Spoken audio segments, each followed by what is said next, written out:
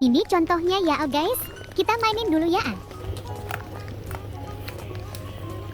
Ini contohnya.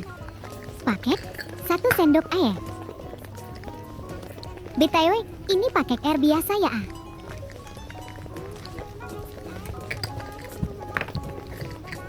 Kita aduk. Aduk.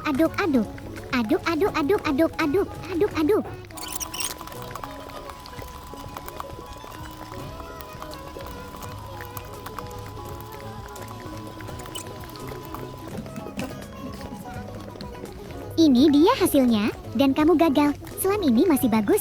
Nah, itu dia contohnya. Sekarang udah paham kan? Buruan komen guys. Sekian, Bi.